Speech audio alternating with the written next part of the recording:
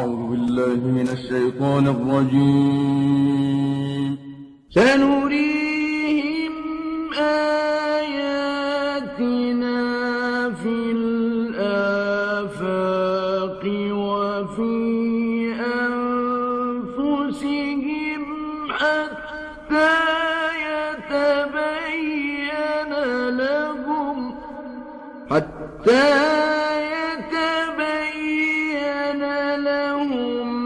أنه الحق. بناوی خۆی گەورە و میهرەبان بیسرانی بەڕێز سڵاو و ڕەحمەتی خۆی گەورەتان لێبێ. خۆشحاڵین لە ئەڵقەیەکی نوێی بەرنامەکەتان ڕامان بە خزمەتان شاد دەبین. بەڕێزان و خۆشەویستان، ئەم ئەڵقەیەشمان درێژە پێدەری ئەڵقەی ڕابردووە سەبارەت بە دەریاکان و ئەو ئیعجازە گەورەی کە لەو بابەتەدا بەدی ئەکرێ، چ لە قورئانی پیرۆز و لە فەرمودەکانی پێغەمبەر عەلەیهی سەڵات وسەلام و ئەو نهێنیە سەرنجڕاکێشانی ئەمڕۆ لە زانستی سەردەمدا بەدی ئەکرێ کە هاوتری لەگەڵ ئەو دەقە پیرۆزانەدا یەکەگرێتەوە و ئێمە وەکو موسڵمان تا چەند پێویستە بابەتانە بۆ خۆمان و بۆ خەڵکی تریش ڕوون بکەین و هەتا دڵنیایی زیاترمان بۆ دروست ببێ و ئیمان و تەقوامان لەو ڕێگەیەوە هەوڵ بدەین بەرەو زیاتری بکەین ئینشاءالله. ئەم جارەش میوانداری جەنابی مامۆستا خالید سەیح حەسەنمان کردووە کە شارەزایە لە بواری ئیعجازی علمیدا لەسەر ئەو بابەتە درێژە پێ ئەدەین ئینشاءالله. بۆیە بەناوی هەموو لایەکمانەوە بەناوی بیسەران و کارمەندانی ڕادیۆ بەخێراتنی ئەکەین. مامۆستا بەخێر بێ ئەجمعین. مامۆستاگیان ئێمە لە ئەڵقەی پێشوودا باسی نهێنیەکانی دەریامان کرد و هەندێک بەڵگەشت باس کرد، بەڵام دیارە مەوزوعەکە زیاتر ئەخایەنێ، بۆیە ئێستا پێمان خۆشە لە مەڵقەیەدا باسی هەندێک بابەتی تر سەبارەت بە دەریاکان بکەین. ئەویش دیارە خۆی گەورە لە چەند ئاەتێکی قورئانی پیرۆز بەتایبەت لە سوورەتێکدا کە سوێن دەخوا بە بەحر، دیارە هەر سوێندێکیش کە خۆی گەورە بە هەر شتێکی خوارد بێ دیارە گرنگی و بابەتە دەگەیەنێ، بۆیە کە ئەفەرمێ والبەحر المەسجوور پێم وایە لە سوورەتی ذاریات هەیە والذاریاتی ذەروا، بەڵێ عەفو سوورەتی تووڕەوە لە هەندێک شوێنی تریش و سوێندە دووبارە ئەبێتەوە. پێمان خۆشە ڕێی مفەسرینش لەم بارەیەوە بۆچی خۆی گەورە سوێن دەخواوە بەحری مەسجوور چییە؟ بەڵێ بەناوی خۆی بەخشندەی میهرەبان، سوپاس و سایش بۆ خۆی گەورە، درود و سڵاو بە سەرگیانی پاکی پێغەمبەر و یار و یاوەران و شوێن کەوتوانی. سەبارەت بە پرسیارەکەی بەڕێزێ لەبارەی و ئاەتەی کە خۆی گەورە ئەفەرمێ أعوذ بالله من الشيطان لسورة طور على سرتي سورة طور فرما أعوذ بالله من الشيطان الرجيم بسم الله الرحمن الرحيم والطور وكتاب مسطور في رق منشور والبيت المعمور والسقف المرفوع والبحر المسجور. خواهي قورا لم آتا شش سوين دخوات با چن دروس كراوي كإسا حاضر هن أو دروس كراوانا، یکی كان آسمانه، یکی كان شاخي طورة، بيت المعمور كهنا زانين تفسير لن أو بيتيك لآسمانه وملائكة عبادتي تياغن. خواهي قورا كاتي كسوين أخوة بم مخلوقات أنا لعظمتي أنا خواهي قورا سوين دي بي أخوة أجر مخلوقيك ودروس كراوي قورا نبي خواهي قورا سوين دي بي ناخوة خواهی گەورە بەس بۆ خۆی دروستە سوێن بخوا بە مەخلوقاتەکانی ئەویش بۆ دەرخستنی عەزەمەتی ئەو شتێ، وەکو تێبینێ ئەگی ناخۆ بۆ کەس دروست نییە بە غەیری خۆی گەورە سوێن بخوات. ئەجا دەرخستنی گەورەی ئەو شتە لە بزانین چییە کاتێککە خۆی گەورە سوێن دەخوات بەم دروستکراوانە. ئێمە کاتێک کە باسی ئاسمانەکەین ئەو فەرمێ وەسەقفی المەرفوع واتە سوێن بە ئاسمانی بەرزکراوە. دوای ئەوە سوێن ئەخوا بە شتێک کە لە پێشتر لە مێشکی خەڵکیە دوور بووە، ئەو شتێکە خۆی گەورە سوێنی پێخوا ئەفەرمێ والبەحر سوێن بە دەریای المەسجوور. مەسجوور لە زمانی عەرەبیە دوو واتای سەرەکی هەیە. مەسجوور یەکێ لە واتای سەرەکیەکانی بە واتای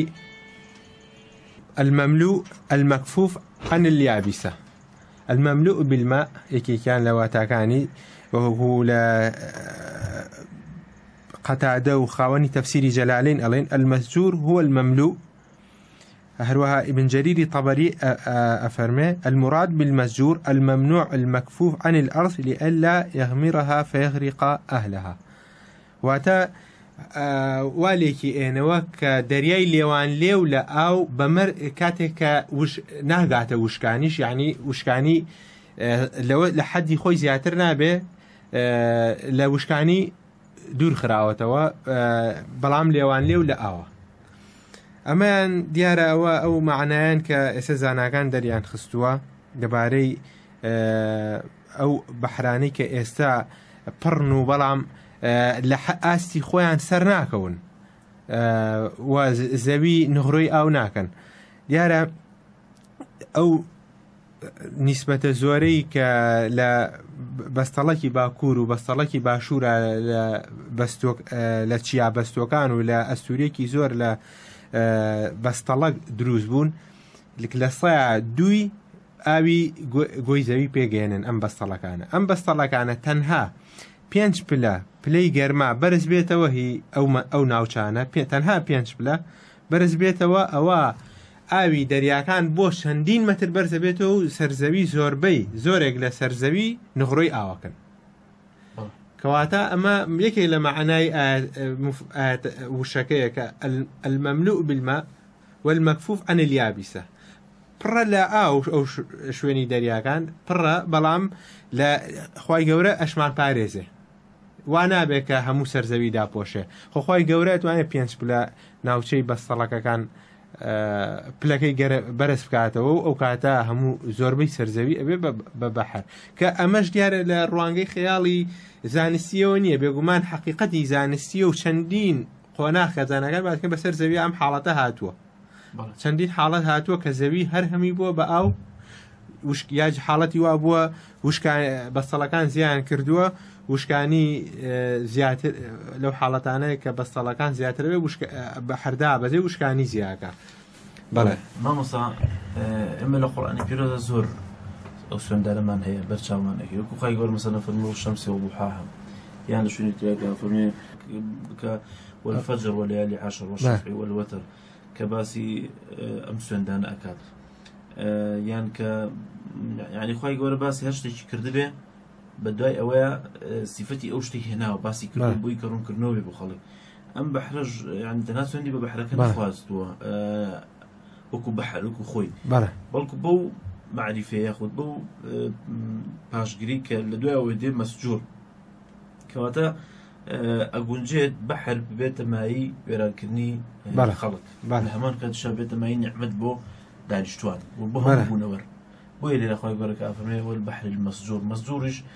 دیارە وشەکە لە سەجرەوە هاتووە. بەڵێ وتمان دوو واتای هەیە، واتای یەکەم من باس کرد، واتای دووەمیەش باز نەکردووە. ئەجا واتای یەکەمی ئەوە کە وتمان لێوان لێو لە ئاو ئەم بەحرانە لەگەڵەوە لە خوای گەورە ئەژمان پارێزە، ئەومە بەرز نابێتەوە کە وشکانی داپۆشێ و ئێمە نغڕۆی ئاو لە مفەسرین بەم مانایە لێکیانەوە. بەڵام واتە سەرەکیەکەی ئەلمەسجوور کە لە زمانی عەرەبیە سەجەرە، ئێماڵەن سیجارە لە زمانی عەرەبیە سیجارە ئەوە بەجگەراوتێ، لە مەسجوور یعنی سووتێنراو گڕدراو. خوای گەورە لە باسی ئەهلی دۆزەخیانە ئەفەرمێ ثم في النار يسجرون، واتە لە ئاگرا ئەسووتێنرێن، لە ئاگرا ثم في النار لە باسی ئالی بەڵێ ئەو باسی دۆزەخەکە، بەڵێ یعنی وشەی سەجەرە یعنی حەرەقە داگیرسان یان گڕگرتن. لەبەرەوە واتە سەرەکیەکەی وشەی سەجەرە بریتیە لە مەسجوور بە واتای گڕدراو یان سووتێنراو. جا ئەمە چۆنێکی ئەینەوە، یعنی مفەسرینیش کاتێکە ئەمەیان بیستووە تووشی قورسیەکی گەورە هاتوون بۆ، یعنی کاتێ هاتوون ئەم وشەیە کە سوور زانیویانە سەجارە بە معنای سووتان دێت، بە معنای گڕ دێت، گردن شتێکە گڕی تێبەرەی بە معنای ئەوە دێت، هاتووشی قورسێکی گەورە بوون بۆ. ئەفەرمێ کاتێ وئیزە ئەفەرمێ والبەحر المەسجوور، سوێن بەو دەریانەی کە گڕدراون ئەسووتێنرێن. مەسجوور اسمی مەفعولە، یعنی لێرە معناکەی چی لێت؟ معناکەی ئەوەی لێت کە ئەم دەریانە اسمی مەفعول بۆ چییە بۆ ئێستاە بۆ داهاتووشە یعنی بە بەردەوامی معنای بەردەوامی ئەبەخشێ ئیسمی ئەو معنایە لەبەرەوە کاتێککە خی گەورە ئەم سوێنە ئەخوا دەفەرمێ سوێن بە دەریای گردرا و سوێن بە دەریای سووتێنرا و لێرە یعنی بەلایەنە قرس بوو ئەم معنایە باسکەن بڵێن دەریاکان ئێستا گردراون سووتێنراون لە بەرچاویشیانە نەبووە کەس ئەم حاڵەتەی نەدیوە لەبەرەوە هاتوون بە پاڵپش بە ئاەتی ئەو ئاەتی کە لە سوورەتی کوڕەتە هاتووە ئەفەرمێ باسی قیامەتەکە باسی نیشانەکانی قیامەتە ئەفەرمێ کاتێ دەریاکان سووتێنران گردران بەڵام ئەگەر تێبینی بکەین ئەم ئاەتە 5 ئاەتی پێش خۆی باسی هەمووی نیشانەکانی قیامەتە ئەفەرمێ ئیتە شەمس و کوڕەت کاتێک کە خۆر کوژایەوە وەیتە نجوومون کە دەڕێت کاتێ ئەستێرەکان بە هەمان شێوە تاریک بوون وئیذا الجبال سویرت کاتێ شاخەکان کەوتنە ڕۆشتن وئیذا العشار عطلت هەورەکان لە ئیش خران وئیذا الوحوش حشرت و هەموو گیانەوەرەکان بۆ حەشر بران وئیذا البحار سجر ئەمە باسی قیامەتە ئەمیش وئیذا البحار سجر ئەمیش هەر باسی قیامەتە بەڵام ئەوەی سوورەتی طور باسی قیامەت نییە ئاەتەکانی سوێندێک یعنی ئەو سوێندانی کە ئەیخوا هەمووی بەشتی حازرن باسی دنیا ئەفەرمێ و نافەرمێ باسی قیامەت ناکە ئەوەی سوورەتی ئەفەرمێ بە چەند شتێک سوێن ئەخوا کە هەمیان ئێستا هەن لە شەشەم سوێن ئەفەرمێ وئیذا ئەفەرمێ والبەحری المەهجور سوێن بە دەریای سووتێنراو کەواتە ئێستا وەکو چۆن ئەوانی پێش و ئێستا هەن بە ئاسمان ئەمەش هەر مەخلوقێکە کە ئێستا هەیە دروستکراوێکی ئێستا حازرە بەپێی ئاەتەکان لەبەرەوە کاتێکە ئەمە گوێبیسی ئەم ئاەتە بوون تووشی یعنی لێکدانێکی قورس بوون لەبەرەوە هایناوێنە بوو ئەوە لە کاتێکدا کە ئێمە وتمان ئەوانە باسی قیامەت ئەمان باسی قیامەت نییە ئەنجا هەر پاڵپش بە بەو ئاەتە پێغەمبەر صلی الله علیه و سلم لە حەدیثێکە ئاماژەکە بە بوونی ئەم ئاگرە لەژێر دەریاکانە کە ئاەتەکە فەرمێت دەریاکان گردراون ئەسووتێنرێن کە ئێمە بە چاوی ئاسایی نیان بینین ئەچینە ئێستا بە چەندین میل کاچنە قوڵایی دەریاکان ئەنجا ئەگەر ئەو ئاگری دەریانە بین و ئێستا خەریتەیەکی گۆی زەویان دروست کردو و شوێنی ئەو پشتێنە درێژانی کە بە ملیۆنان کیلۆمەتر بە ناوەندی زەریا و دەریاکاندا درێژ بوونەتەوە و قلیشە ئاگرەکانیان پێڵێن ئەم شیوە ئاگرانە بە پانی نزیکەی 6 کیلۆمەتر زیاتر بە پانی 6 کیلۆمەتر و بە قوڵایی دەیان کیلۆمەتر پڕن لە ئاگر لەژێر دەریاکان ئەنجا ئەمە مەخلوقێکی گەورە نییە کە ئەم دەریا فراوانانە کە بڵێن زیاتر لە 2/3 گۆی زەوی ئەم بەحرانەی گۆی زەوی پێگانۆ ناتوانێم ئاگرە بکوژێنێتەوە بەردەوام لە پێکەوە ژیانێکی برایانە و تۆکمایە ئەژین بە ئەمە لێرۆ کە باسی گرکان و ئاگرینە و دەریاکانت کرد فەرمودێکی پێغەمبەر ئاماژە پێ بکەین عەلەیهی سەڵات وسەلام کە فەرمێ بەسەر بەحرەکاندا بەسەر دەریاکانە مەڕۆن ژێر دەریاکان ئاگرە و لە دوای ئەویش ئاو دوای ئەویش ئاگرە ئەم معلوماتە کە پێغەمبەر عەلەیهی سەڵات وسەلام لەو فەرمودەیە بۆمان دەرەخام ئایا لە ڕووی زانستیەوە تا چەندێک سلمێنراوە و بۆچی پێغەمبەری خوا عەلەیهی سەڵات وسەلام فەرموویەتی بەسەر دەریاکاندا مەڕۆن لەژێر دەریاکان و ئاگر هەیە و لەژێر ئاگرەکەیش و ئاو هەیە یعنی ئەم تەبەقە خۆ پێغەمبەری خوا عەلەیهی سەڵات وسەلام کاتە نەیبینیەوە ئێستا خەڵک ناتوانێت بچێت کەشفی بکە خەڵکی ئاسایی مەگەر خەڵکێک بەو هەموو ئامێرە پێشکەوتووە چ جاوێکە لەو سەردەمەیە کە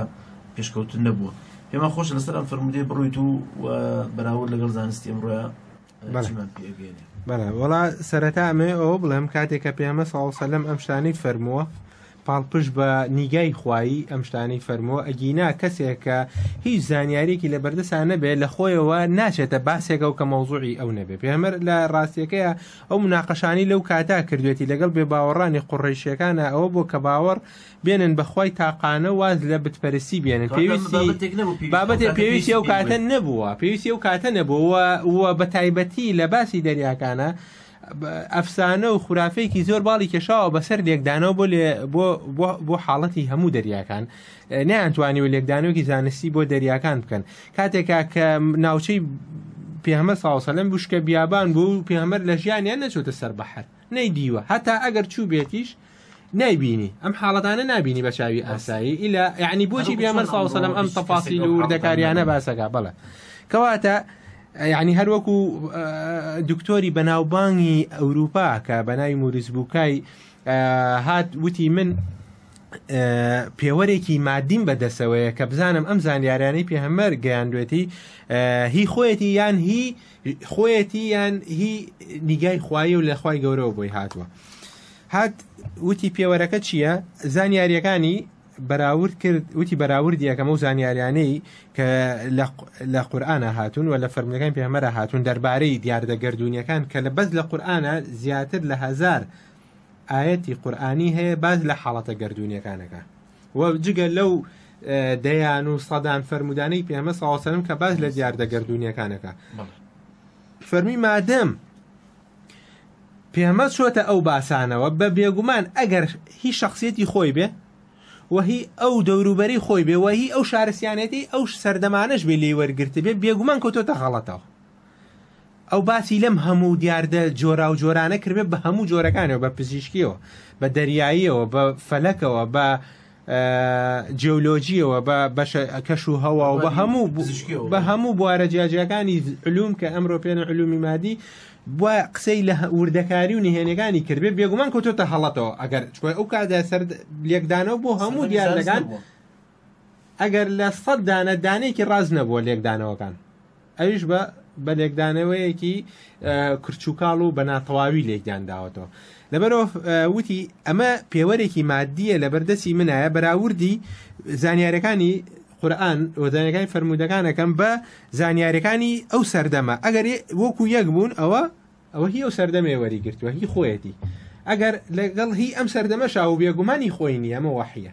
10 ساڵ لێکۆڵینەوەی کرد دکتۆر مۆریس بووکای سەرنجام چی دەستکەوت مسڵمان بوو و چەندین کتێبی نووسی لەبارەی ئەم ئیعجازە زانستیانەوە دکتۆر مۆریس بووکای و شۆڕشێکی گەورەی بەرپا کرد لە ئەوروپا بۆ مسلمانکردنی خەڵکی ئەوروپا کە بەناوبانگەوە هەموو کەسێ سێرچێکی ئاسان بکە بە مۆریس بووکای کتێبەکانی بە ئینگلیزی و بە هەموو زۆربەی زمانەکان لە جیهانە وەرگێڕاون بەڵێ ئەنجا ئەمە لێرە بابینە سەر باسەکەی خۆمان کە حەدیسەکەی پێغەمبەر صلی الله علیه و سلم کە ئەم وردەکاریانە ئەفەرمێ پێغەمبەر صلی الله علیه و سلم ئەفەرمێ بەسەر بەحرا مەڕن تەنیا بۆ حەج نەبێ یان بۆ عەمرە یان بۆ غەزا لە پێناوی خوای گەورەدا سەبەبەکەی ڕوونەکاتەوە پێغەمبەر هەر نافەرمێ مەڕۆ سەبەبەکەی ڕوونەکاتەوە ئەفەرمێ بۆ فإن تحت البحر نارا لبروي لجير بحرقانا آقره ليرا يعني أماجيك هر بو تأيدا بو معنى آياتك كوت معنى والبحر المسجور أو تأيدا بو تفسيري أو آياتك فرمي دريا قردراوكان وسوتهراوكان كقردراونو ببردوامي ليرا فرمي لبروي جير بحرقان آقره انجا ليرا بين سر روايتي حديثك روايتي حديثك هو أبو داود لسننكي دابا فرمودي جمارة 2489 لسرتاي كتابي الجهاد هناوتي بيهقي لسننكي دا لبشي شوارم لا برا 443 هناوتي ابن أبي شيبة لمصنفكي دا بشي يكم لا برا صوصيوك هناوتي ووتويتي إن الرجال إسناده ثقات يعني أما فرموديكي صحيحة بلى فرموديكي أجر صحيح نبي لحسن كم ترنية أو فرمودي كواتا معلومي حديثك أي جينك أم معلومي بشرينية وبشريني تواني ولا خويا هل يبسبوا بيا صاوصة هنا معلومات ده شون بمتنكي أي سلمينك أما وتي بيها مرني صلى الله عليه وسلم أماش هرب متنكي سلميك خلق ناتواني لخويا أمور ده أم قصانك كاتو هل يبسبوا بيا صاوصة يعني بوجي يعني تياروني كروتو حديثك بلى أجا ليرة حديثك جگە لەو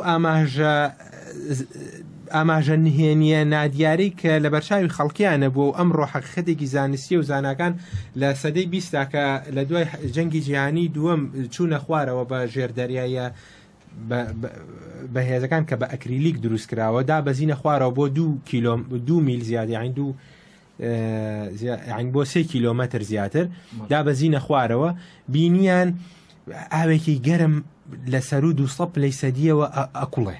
بۆ خواردسێکم بڵێسەی ئاگر یەتە دەرەوە لە بنی دەریاکانەوە و ئیتر چەندین ئامێر وردە پێشکەوت بۆ ڕەسەمگرتنی ئەو ئاگرانی ژێر دەریاکان بۆیان دەرکەوت کە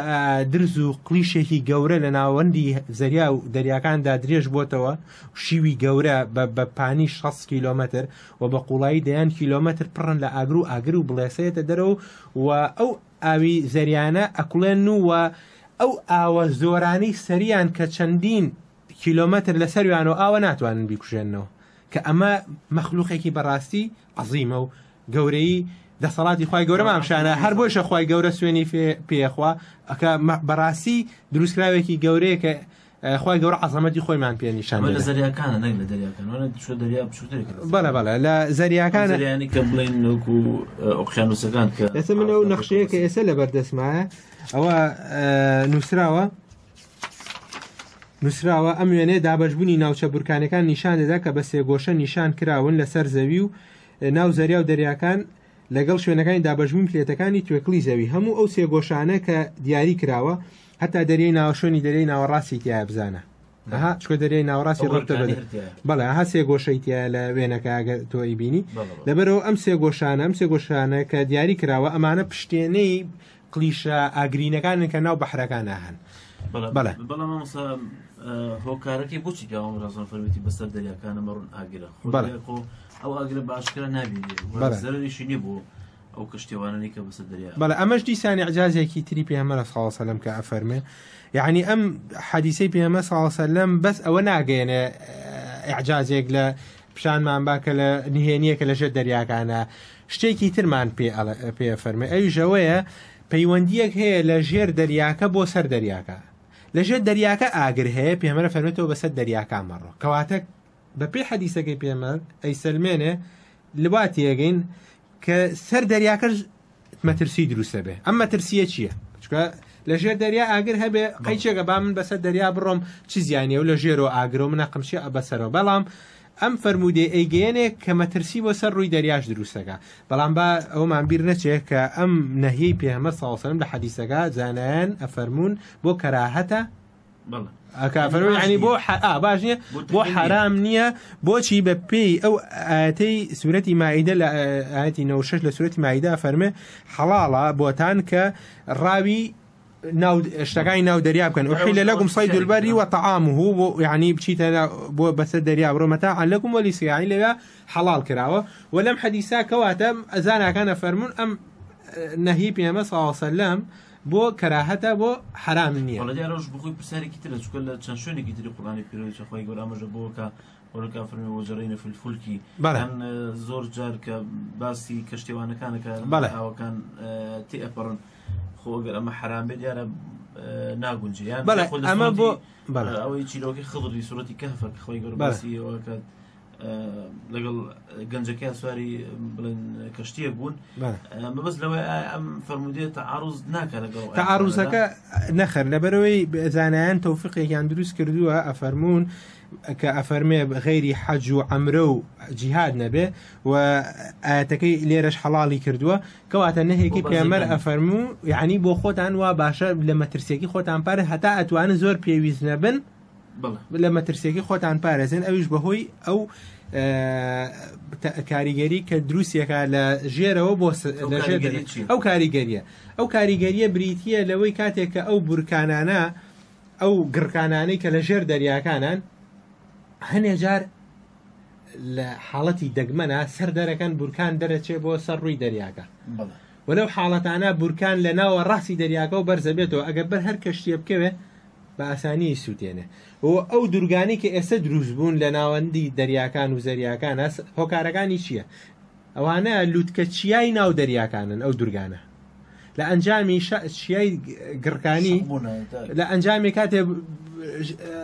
فواری گڕکانی لە ناوەندی دەریاکانەوە سەرکەوتون و وردە وشک بوونەتەوە لووتکەکانیان بوون بە دوورگە ئەم دوورگانە لە ئەنجامی ئەوە دروست بوون ئەمە یەکە بێگومان ئێستا کە تۆڵی دوورگەی فڵان و ئەستا ناوی دوورگای هێنرێ ئێمە ڕۆژانە ناوی دوورگای بیستین ئەو دوورگانە هەمویان کە ئەیبیسین ناوەندی بەریاکانە لە ئەنجامی گڕکانی ناو دەریاکان و بەڕێگەی شاخی بورکانی دروست مثلا ئەو بورکانە بوو هەم پاپۆڕەکان کە شتێکان لە ناو بەرن یاخود حاڵەتی ئاوە کارەسەر دروست بکە. ئەجا بە ئەمە درێژەیەکی بینێ کاتێ ئەمە مەترسی یەکەمە کە ئەگەر ئەڵێن ئەگەر بەر ئینەکە بکەوێ بەر کەشتێکە بکە ئەمە یەکەم. دووهەم شەر نییە بەریشی نەکەوێ ئەم زەرەری نەبێ. شەپۆل دروستەکە شەپۆلی زۆر بەهێز دروستەکە کە ئەگە ئەو شەپۆلانە لە چەندی کیلۆمەترەوە ئەم بکرکانانە دروستیکەن بێگومان ئەو شەپۆلانە هەر کەشتەکان تێگەشکێنیان نغڕۆیانەکە. حاڵەتێکی تر هەیە کە هێشتا ئاگرەکە لە ژێرەوەیە بەڵام لەسەرەوە شەپۆلی بەهێز دروستەکە. ئەمە چۆنە؟ زاناکان دەریان خستووە لە ئەنجامی ئەم بگرکانە زۆرانەی کە لەژێر دەریاکانە پلێتەکانی ناو دەریاکان پلێتە بەردینەکان ئەجوڵێن و هەنێ جار ئەم گرکانانە بوومەلەرزەی گەورە دروست ئەەکەن لە بنی دەریاکانە وەکو ئەو بوومەلەرزانی کە دروستە بن لە پیانوتێت سونامی لە دەریایە نەک لە وشکانی لە سونامی لە ئەنجامی کە ئەو شەپۆ لە گەورانە دروست بوو لە ئەنجامیشی دروست بوو کە لە ساڵی 2006 نزیکەی 280,000 کەس تیاچوون بەهۆی چیەوە بوو بەهۆی جوڵانی پلێتەکانی دەریاکانەوە بوو کە لە ئەنجامی جوڵەی پلێتەکان ئەو بڵێسە و ئاگرانەی کە ئەبنە هۆی دروستکردنی بوو مەلەرزە لە ناوەوەندی ناوەڕاستی دەریاکانەوە شەپۆل لەسەرەوە دروستەکە. بەڵام هەر هەمان هۆکار پێم وابێ دەبێت مەلەرزە لە وشکانەکانیش ئەو جوڵەی پلێتەکان بەڵام بەڵێ ئەو جوڵەی پلێتانەی دیارە زەویش هەر لەبەرەوەی ناوەندی زەوی ئاگرە و بڵێن مادەیەکی ئاگرینە ئەو بورکانانەش جارجار سەردەرێهێنن و گڕکانان سەردەرێنن دیاواتە ئەنجامەکە هەمووی ئەگەڕێتەوە بۆ ئەوەی کە بوونی ئاگر لە ناوەندی زەویە و جوڵانی پلێتەکانی بەردینەکانی زەوی و ئەمانە ئەبنە هۆی ئەوەی کە شەپۆلی گەورە و مەترسی زۆر دروستکەن و ئەو خشتەیەکی ئێستا لە بەردەستی منە لە ساڵی 1562 هەتا 1990 و دواترینیان هی ساڵی 2004 کە تسونامی نزیکەی 40 حاڵەتی بەڕووداوەکانی ئەتیانە بەدەیان هەزار و بە سەدان هەزاری لە خەڵکی کوشتووە لە ئەنجامی ئەو جوڵەی پلێتانە و گڕکانی ناو دەریاکانەوە هۆکارەکەشی لێران نووسیوە هاوەتا لێران سوێ ڤۆڵکانز ئێکسپلۆژن یعنی لە ئەنجامی بورکانی ناو دەریاکان ئەمە دروست بووە ئەمە بۆ ئەمەیان لە 1970 لە 6 ئۆکتۆبەرە لە کوێ بۆ شوێنەکانی بە خشتێکی تەواو یعنی ئەمە حاڵەتەکان تۆمار کراون بەڵام گەرمەبینەوە سەر فەرمودەکە دیارە فەرمێ لەژێر دەریاکان ئاگرە و لەژێر ئەوانیش دەریایە و اینجا ئاگرە ئەمەیان چۆنە یعنی دووبارە کەواتە لەژێر ئەو ئاگر کە جەناب دەفەرمی دووبارە دەریا دەست پێکات بێگومان ئەوەش زانیاریەکە کە ئەم ڕۆزانەکان لە ساسا پێی نەگەشتون و سەرەداوێکیان دۆزیوەتەوە بە بێگومان لە داهاتووە حەقیقەتی ئەمەش بە تەواوەتی ڕوونەبێتەوە زاناکان دەریان خسۆ سەرەتای دروستبوونی ئاو لە سەرزەویا چۆن پێکات سەرەتای دروستبوونی ئاو لە ناوەڕۆکی زەویەوە کاتێک کە هایدرۆژین و ئۆکسسیژین لە ڕشێوەی غازە سەرکەوتن بۆ لەگەڵ گڕکانەکانە سەرکەوتن بۆ گۆی زەوی لەم کاتەیە ئاوەکان لە ناوەندی لە ناوچەقی زەویەوە سەرکەوتن بۆ توێکڵی زەوی زاناکان ئەڵێن هەموو ئاوەکە نەگەشتۆتە سەر زەوی هەنێکی ماوەتەوە خوای گەورە بە ڕاشکاوی لەو لە ئاەتەکە فەرمێ أخرج منها ماءها ومرعاها يعني ئاوەکەی دەرهێنرا يعني یەکەم جار ئاوەکە لە چوا بوو لە ئاسمانەوە هادیا لە ناو زەویەوە بوو ئاەتەکە بە ئاشکرا فەرمێ ئاوی سەرزەوی کە زەوی دروست والأرض بعد ذلك دحاها أخرج منها ماءها کە زەوی دروست کرا و بەو شێوەی لێکرا کە توێکڵەکەی دروست بێ خۆی گەورە فەرمێ لە ناو زەویەوە ئاوەکەی مادەرێنە ئەنجا زاناکان سەلمانیوانە هەموو ئاوەکە نەگەشتۆتە سەر ڕووی دەریاکان بەشێکی زۆری قەتیز ماوە لە طبقاتی لە چینەکانی خوارەوە کە ئەوەش ئێستا زاناکان هەنێ حەقیقەتیان بۆ دەرکەوتووە کە ژێری ئەو پلێتە ئاگرینانەی کەوتمانە دیسان ئاوە و لە ژێر ئەوە حەدیسەکە فەرمێ ئاگرێکە ئەمەش ناوەن ناوچەقی گۆی چەقی زەویەکە بە ئێمە پێڵین کۆر کە ئەوەش دیارە هەموو زاناکان لەسەری کۆکن کە ناوچەقی زەوی گڕکان و بڵێسەی ئاگرینە. دیارەمە بابەتێکی بەڕاستی بە چێژە بۆیە ئەمە لەبەر نەبوونی دەرفەت لەو زیاتر ناتوانین جاگەر جەناب بە گشتی لەسەر ئەم بابەتە تێبینی کترت ماوە باست نەکردووە فەرمودەنا کاتمان تەواو. بەڵێ دەستان خۆش بێ وەڵا ئیتر ئەوەش لە کۆتاییە ئەڵەم کە بێگومان ئەم حقیقەتەی کە لە قورئانی پیرۆزا باس کراوە و لە فەرمودەی پێغەمبەر صلی الله علیه وسلم حقیقەتێکە کە ڕاستیەتی پەیامەکەی ئەگەیەنێ و پێویستە ئێمە بە بیستنی ئەم شتانە ئیمانمان تازە بێتەوە و سوپاسی خوای گەورەکەین کە ئەم حقیقەتانە ڕۆژ بە ڕۆژ دەرەکەون و دینەکەمان چەندە لەسەر ڕاستی و لەگەڵ زانستایەکە گرێتەوە خوای گەورە بە ئەمر پێمانە فەرمێ وەقولی الحەمدولله بڵێن سوپاس بۆ خوای گەورە سەیوریکم آیاتی فتعریفونها دایمە هەمیشە سوپاسی خوای گەورەکەین لەسەر دەرخستنی ئەم حقیقەتانی کە لە قورئانی پیرۆز لە فرمودەکانی پێغەمبەر صلی الله علیه وسلم باس کرا و ڕۆژ بە ڕۆژ ئێمە ئەگەینە ئەو دەرەنجامەی کە هیچ شتێک لە پێغەمبەر صلی الله علیه وسلم لە خۆی نەی فەرمووە وما ينطق عن الهوى إن هو إلا وحي يوحى. دەست خۆش بە مۆسەخالیان خۆی وەرە پاداش خێر باتەوە دوبارەمە سوپاس دەکەین و خێراتن دەکەین خۆی گەورە یارمەتیمان بەرە داهاتوە دەرەژمە بابتانە ئەدەین ئینشاءالله. سوپاس بۆ برای جێبەجەکار سوپاس بۆ ملایەکتان تا بە یەکگەشتنەوەیەکی تر. وەسەلامو عەلەیکم وەڕەحمەتوڵڵاه.